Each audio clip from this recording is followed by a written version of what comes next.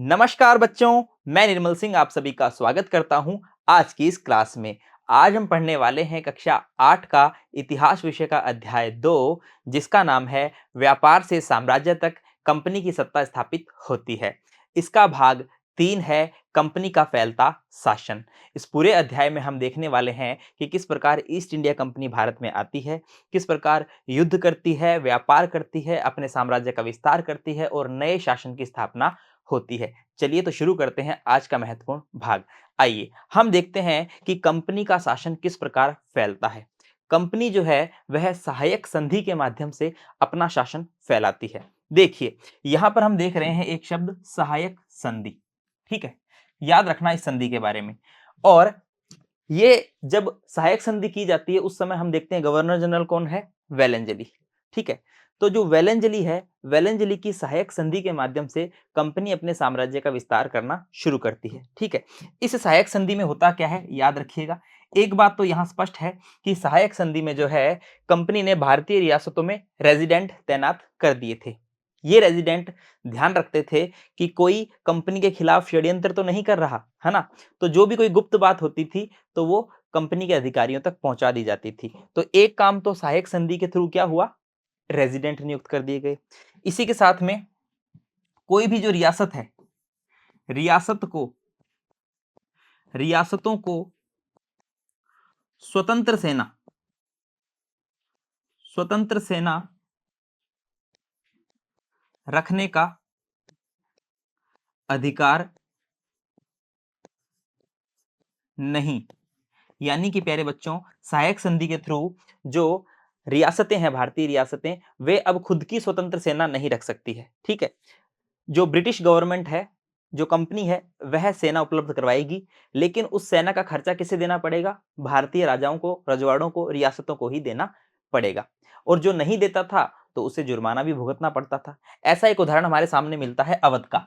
जो अवध के नवाब है वो 1801 में सहायक सेना जो होती है, जो सेना कंपनी द्वारा हमें दी जाती है, सहायक सेना को नवाब द्वारा जो है उसका पैसा नहीं दिया गया, है ना। तो नवाब पर क्या जुर्माना लगाया गया, तो प्यारे बच्चों उन पर अपना आधा इलाका कंपनी को सौंपने के लिए मजबूर किया गया। तो देखिए, सहायक संधि के तहत सेना देती थी कंपनी राजाओं को, और उस सेना का जो खर्चा है वो राजाओं को ही उठाना पड़ता था, और अगर कोई नहीं देता था तो फिर जुर्माना लगता था, जैसे कि अवध के नवाब पर जुर्माना लगाया गया था। ठीक है, याद रखिएगा। और इसी तरह हम देखते हैं कि हैदराबाद को भी जो है सहायक संधि के थ्रू ही अंग्रेज अपने साम्राज्य में मिला लेते हैं, हड़प लेते हैं। तो इस प्रकार से सहायक संधि के माध्यम से अंग्रेज अपने साम्राज्य का क्या करते हैं, विस्तार करते हैं। सहायक संधि वेलेंजली के समय में हम देखते हैं। चलिए, अपने बेटों और ब्रिटिश रेजिडेंट के साथ खड़े नवाब सुजाउद्दौला। ये देखिए यहाँ पर सुजाउद्दौला है जो कि अपने दो पुत्रों के साथ में ब्रिटिश रेजिडेंट के साथ खड़े हैं, और सहायक संधि के थ्रू रेजिडेंटों को जो है रियासतों में नियुक्त किया गया था ताकि वे हर गतिविधि पर ध्यान रख सकें, भारतीय रियासतों के राजाओं की जो गतिविधियां हैं उस पर ध्यान रख सकें। याद रखिएगा। अब हम देखते हैं प्यारे बच्चों टीपू सुल्तान। टीपू सुल्तान की बात करेंगे, जिन्हें शेर ए मैसूर भी कहा जाता है। इन्हें शेर ए मैसूर इसलिए कहा जाता है क्योंकि इन्होंने एक बार बिना किसी हथियार की शेर को मार गिराया था, तब से इन्हें शेर ए मैसूर कहा जाता है। टीपू सुल्तान ने भी अंग्रेजों का मुकाबला किया था, और फ्रांसीसियों की मदद से इसने अपनी सेना का आधुनिकीकरण भी किया था। तो देखिए, हम बात करते हैं मालाबार तट की, तो मालाबार तट पे जो व्यापार होता था वो मैसूर रियासत के नियंत्रण में था, और मैसूर के ही कौन थे प्यारे बच्चों, टीपू सुल्तान मैसूर के ही थे। अब यहाँ पर हम देखते हैं काली मिर्च और जो इलायची है वह खरीदी जाती थी। अंग्रेज जो है वो काली मिर्च और इलायची जो है वो अपने देश में भेजते थे, निर्यात करते थे। ठीक है, अब टीपू सुल्तान क्या करता है, 1785 में टीपू सुल्तान ने अपनी रियासत में पड़ने वाले बंदरगाहों से चंदन की लकड़ी, काली मिर्च और इलायची का निर्यात रोक दिया। यानी कि जो निर्यात अंग्रेजों द्वारा किया जाता था, अब उस निर्यात पर बैन लगा दिया जाता है टीपू सुल्तान द्वारा। अब जब बैन लगा दिया जाएगा तो अंग्रेज जो है वो संघर्ष करेंगे। ठीक है, याद रखिएगा। और दूसरा, टीपू सुल्तान जो है वो फ्रांसीसियों के साथ मिल गया था। भारत में बहुत सारे फ्रांसीसी व्यापारी भी रह रहे थे, टीपू सुल्तान फ्रांसीसियों के साथ मिल जाता है और उनके साथ में मिलकर टीपू सुल्तान क्या करता है, उनके साथ में मिलकर अपनी सेना का आधुनिकीकरण करता है, जिससे अंग्रेजों को बड़ी ही समस्या होती है। इससे फिर क्या होता है, फिर मैसूर और अंग्रेजों के बीच में संघर्ष होता है, जिसे कहते हैं आंग्ल मैसूर संघर्ष। ठीक है, याद रखना, फ्रांसीसियों की मदद से अपनी सेना का आधुनिकीकरण किया, इसके पश्चात आंग्ल मैसूर संघर्ष होता है। आंग्ल मैसूर संघर्ष में हम देखते हैं 4 युद्ध होते हैं, 1767 से 69 तक, फिर 1780 से 84, फिर 1790 से 92 और 1799। 4 मई 1799 को प्यारे बच्चों क्या हो जाता है, टीपू सुल्तान की मृत्यु हो जाती है। ठीक है, और यहां पर हम देखते हैं कि टीपू सुल्तान के बेटों को बंधक के रूप में कार्नवालिस के सामने पेश किया जा रहा है। ठीक है, जब टीपू सुल्तान पराजित होते हैं, संधि करनी पड़ती है, तो इनके बच्चों को जो है बंधक के रूप में कार्नवालिस के पास में छोड़ दिया जाता है।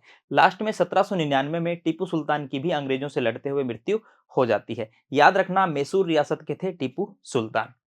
श्रीरंगपट्टनम की आखिरी जंग में कंपनी को सफलता मिली। लास्ट में हम देखते हैं श्रीरंगपट्टनम की जंग होती है, कंपनी जो है वह मैसूर पर जो है सफलता हासिल कर लेती है। ठीक है, अपनी राजधानी की रक्षा करते हुए टीपू सुल्तान मारे जाते हैं। मैंने बताया 4 मई 1799 को टीपू सुल्तान की मृत्यु हो जाती है। मैसूर का राजकाज जो है वो पुराने वाडिया राजवंश को, जो पहले वाडिया राजवंश यहाँ पर था, उसे सौंप दिया जाता है और इसके साथ ही मैसूर पर भी सहायक संधि थोप दी जाती है। सहायक संधि के माध्यम से मैसूर को भी जो है ब्रिटिश सरकार जो है वो अपने साम्राज्य में मिला लेती है, कंपनी जो है वो अपने साम्राज्य में मिला लेती है, याद रखिएगा। ठीक है, ये देखिए, ये एक खिलौना है, शेर का खिलौना, इसको टीपू का खिलौना शेर भी बोलते हैं। इस शेर पर एक पेंडल लगा हुआ है, हैंडल है, इसको जैसे ही घुमाते हैं प्यारे बच्चों तो ये शेर दहाड़ता है और नीचे एक यूरोपीय सिपाही जो है इसके रखा गया है। ऐसा बताया जाता है कि जब टीपू सुल्तान की मृत्यु होती है तो ये शेर भी जो है अंग्रेज अपने साथ लेकर चले जाते हैं। चलिए आगे हम देखते हैं मराठों से लड़ाई। तो अंग्रेजों ने मराठों से भी संघर्ष किया था। ठीक है, अपने साम्राज्य को फैलाने के लिए अंग्रेजों ने हिंदुस्तान की अलग अलग रियासतों से संघर्ष किया था। तो हम देखते हैं 1761 में पानीपत के तीसरे संघर्ष के बाद मराठा शक्ति स्थानीय सत्ता के रूप में उभरी, उन्हें कई राज्यों में बांट दिया गया था। पानीपत की तीसरी लड़ाई होती है और तीसरी लड़ाई के बाद में मराठा शक्ति जो है कई राज्यों में बंट जाती है, जैसे कि सिंधिया है, होलकर है, गायकवाड़ है, भोंसले हैं। ये अलग अलग राजवंश जो है, अलग अलग राजवंशों के हाथों में शक्ति चली जाती है। इसी के साथ हम देखते हैं कि ये सारे सरदार एक पेशवा जो कि सर्वोच्च मंत्री होता था और इसके अंतर्गत एक कन्फेडरेंसी यानी राज्य मंडल या फिर गठबंधन भी इसको आप कह सकते हैं। ठीक है ना, गठबंधन के सदस्य थे, यानी कि ये जो सारे जो क्षेत्र हैं, ये क्षेत्र एक पेशवा जो कि सर्वोच्च मंत्री होता था, इसके अंतर्गत एक कन्फेडरेंसी जो कि राज्य मंडल था या फिर जो कि एक गठबंधन था, इसके सदस्य थे। याद रखिएगा, पेशवा इस राज्य मंडल का सैनिक और प्रशासकीय प्रमुख हुआ करता था और जो पुणे है, पुणे जो है वह सत्ता का महत्वपूर्ण केंद्र होता था। ठीक है, यहां पर हम देख रहे हैं पुणे सत्ता का महत्वपूर्ण केंद्र था। महादजी सिंधिया और नाना फडणवीस जो है दो प्रसिद्ध मराठा योद्धा राजनीतिज्ञ भी थे और अंग्रेज जो है वो मराठों के साथ भी युद्ध करते हैं, जिनको आंग्ल मराठा संघर्ष कहा जाता है, जिसमें पहला युद्ध होता है 1782 में और सालबाई की संधि के साथ में युद्ध जो है खत्म हो जाता है। पहला युद्ध हुआ, आंग्ल मराठा युद्ध की हम बात कर रहे हैं, सालभाई की संधि होती है और इसी के साथ में युद्ध क्या हो जाता है प्यारे बच्चों, समाप्त हो जाता है, जिसमें कोई भी नहीं जीतता है। दूसरा युद्ध होता है अंग्रेज मराठा युद्ध 1803 से 5 के बीच में, कई मोर्चों पर लड़ा जाता है। इसका परिणाम क्या होता है, उड़ीसा और यमुना के उत्तर में स्थित आगरा व दिल्ली सहित कई भूभाग अंग्रेजों के कब्जे में ले लिए जाते हैं। काफी सारे जो क्षेत्र हैं वो अंग्रेजों के कब्जे में आ जाते हैं। उसके बाद में 1817 से 1819 के तीसरे अंग्रेज मराठा युद्ध में मराठों की सत्ता समाप्त हो जाती है। तो इस प्रकार अंग्रेज जो हैं वो मराठों को भी जो है पराजित कर देते हैं और धीरे धीरे अपने साम्राज्य का विस्तार कर लेते हैं। पेशवा को पुणे से हटाकर कानपुर के पास एक जगह है बिठुर, यहाँ पर पेंशन पर भेज दिया जाता है, यानी कि इन्हें जो है पेंशन दे दी जाती है और इन्हें भेज दिया जाता है। ठीक है, पुणे से निकाल दिया जाता है, पुणे जो है वो सत्ता का महत्वपूर्ण केंद्र होता है, पुणे से इनको भेज दिया जाता है। अब विंध्य के दक्षिण में स्थित पूरे भूभाग पर कंपनी का नियंत्रण स्थापित हो जाता है, क्योंकि जो मराठा है वो दक्षिण भारत में हम देखते हैं, दक्षिण पश्चिम भारत के अंदर। तो प्यारे बच्चों अब जो है अंग्रेजों का यहाँ पर अधिकार स्थापित हो जाता है। सर्वोच्चता का दावा हम देखते हैं, सर्वोच्चता का दावा के अंदर लॉर्ड हेस्टिंग्स को, जो कि 1813 से 1823 तक गवर्नर जनरल रहते हैं। ठीक है, और इन्हीं के नेतृत्व में सर्वोच्चता की एक नई नीति शुरू की गई थी। ये अपने हितों की रक्षा के लिए भारतीय रियासतों का अधिग्रहण करने का अधिकार अपने हाथ में मानते थे। यानी इनको लगता था कि जो भारतीय रियासतें हैं उनका अधिग्रहण करने का जो अधिकार है वो हमारे हाथों में है, ठीक है। और इसी के तहत इन्होंने कुछ क्षेत्रों पर अधिग्रहण करना चाहा, जिससे जो है फिर आंदोलन शुरू हो गए। देखिए, जब अंग्रेजों ने कित्तूर जो कि कर्नाटक में है, को कब्जे में लेने का प्रयास किया, तो यहाँ पर एक रानी आती है, रानी चेन्नम्मा, जिन्होंने क्या किया, विद्रोह किया, आंदोलन किया। 1824 में फिर रानी चेन्नम्मा को जो है गिरफ्तार कर लिया जाता है और 1829 में उन्हें जेल में उनकी मृत्यु हो जाती है।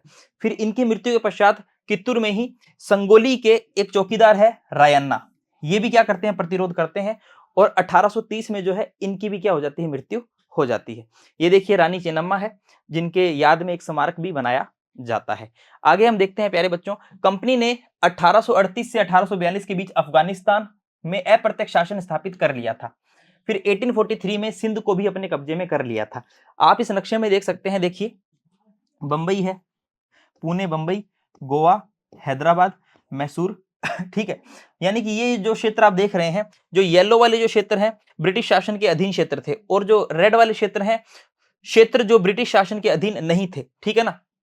लेकिन आगे चलकर हम देखते हैं सहायक संधि से हैदराबाद भी जो है अंग्रेजों के अधीन आ जाता है, मैसूर पर भी जो है अंग्रेजों का अधिकार हो जाता है, ठीक है, पुणे पर भी जो है अधिकार हो जाता है, ठीक है। तो इन क्षेत्रों पर जो है धीरे धीरे जो है अंग्रेज अपना अधिकार स्थापित कर लेते हैं। 1839 में महाराजा रणजीत सिंह जो कि पंजाब के थे, इनकी मृत्यु हो जाती है और इनकी मृत्यु के बाद में जो है पंजाब के साथ भी युद्ध होते हैं, ठीक है, आंग्ल सिख लड़ाइयां होती है और उसके बाद में प्यारे बच्चों 1849 में अंग्रेजों ने पंजाब का भी अधिग्रहण कर लिया था। आपके सामने तस्वीर है महाराजा रणजीत सिंह की, ठीक है, याद रखिएगा। चलिए अब हम देखते हैं विलय नीति। विलय नीति कौन अपनाता है, लॉर्ड डलहौजी अपनाते हैं। लॉर्ड डलहौजी जो है वो 1848 से लेकर 1856 तक जो है क्या रहते हैं, गवर्नर जनरल रहते हैं और विलय नीति अपनाते हैं। इनकी विलय नीति यह होती है कि अगर कोई राजा की मृत्यु हो जाए और उसकी मृत्यु के पश्चात अगर उसका कोई वैध पुत्र नहीं है, पुरुष वारिस नहीं है, तो वो क्षेत्र जो है सीधा किसके पास चला जाएगा, अंग्रेजों के पास में चला जाएगा। और इसी पॉलिसी के तहत ये बहुत सारे क्षेत्रों को हड़पते हैं, जैसे कि सतारा 1848 में, उसके बाद में संबलपुर 1850, उदयपुर 1852, नागपुर 1853, झांसी 1854, ये सब जो है ये इनकी हड़प नीति के तहत जो है डलहौजी की विलय नीति बोल दो या हड़प नीति के तहत जो है अंग्रेजों के पास चले जाते हैं। 1856 में कंपनी ने अवध को भी अपने नियंत्रण में ले लिया था। अवध जो है उसे नियंत्रण में लेने के लिए कंपनी ने अवध पर कुशासन का आरोप लगाया था कि अवध का जो शासन है वो अच्छे से नहीं चल रहा है, इसलिए अवध को वे अपने नियंत्रण में ले रही है। तो कुशासन का आरोप लगाकर याद रखना कंपनी ने अवध को भी क्या कर लिया था, हड़प लिया था। चलिए अब हम देखते हैं कि हमने इस पूरे भाग में क्या सीखा है। तो हमने सहायक संधि प्रथा सीखी, जिसके तहत जो अंग्रेज हैं, जो कंपनी है वह क्या करती थी, वह भारतीय रियासतों को सेना देती थी और उन्हें स्वतंत्र सेना रखने का अधिकार नहीं था भारतीय रियासतों को, और एक रेजिडेंट जो है वो भी भारतीय रियासतों में नियुक्त करती थी, ठीक है। बाकी जो खर्चा है सेना का वो भारतीय रियासतों को ही उठाना पड़ता था। इसी के साथ में डलहौजी की विलय नीति हमने देखी, जिसके तहत हमने देखा कि अगर कोई राजा है उसका कोई वैध पुत्र नहीं है, कोई वारिस पुरुष नहीं है उसका, तो वो जो क्षेत्र है वो क्षेत्र कंपनी के पास में चला जाता था। चलिए अब हम देखते हैं, कुछ थोड़ा सा मूल्यांकन कर लेते हैं महत्वपूर्ण प्रश्नों को देखते हुए। चलिए, टीपू सुल्तान किस राज्य से संबंध रखते थे, बंगाल, अवध, मैसूर या नागपुर। तो टीपू सुल्तान मैसूर के थे, शेर मैसूर याद रखना, ठीक है। नेक्स्ट क्वेश्चन है, किस कारण से रानी चेन्नम्मा ने अंग्रेजों के विरुद्ध हथियार उठाकर आंदोलन शुरू किया था, सतारा पर कब्जा, कित्तूर पर कब्जा, संबलपुर पर कब्जा या नागपुर पर कब्जा। तो कित्तूर पर कब्जे के कारण जो है चेन्नम्मा हथियार उठाती है, कित्तूर कर्नाटक। नेक्स्ट क्वेश्चन हम देखते हैं, विलय की नीति किस अंग्रेज की देन है, Warren Hastings, Lord Dalhousie, Bentinck या फिर लॉर्ड वेलेस्ली। तो देखिए लॉर्ड डलहौजी की जो नीति है वो विलय की नीति हम देखते हैं। नेक्स्ट क्वेश्चन है प्यारे बच्चों, सत्य और असत्य वाला। टीपू सुल्तान एवं लॉर्ड कॉर्नवालिस के बीच श्रीरंगपट्टनम की संधि होती है, सत्य या असत्य। बिल्कुल सत्य है, श्रीरंगपट्टनम की संधि होती है। लास्ट क्वेश्चन है प्यारे बच्चों, रिक्त स्थान भरना है।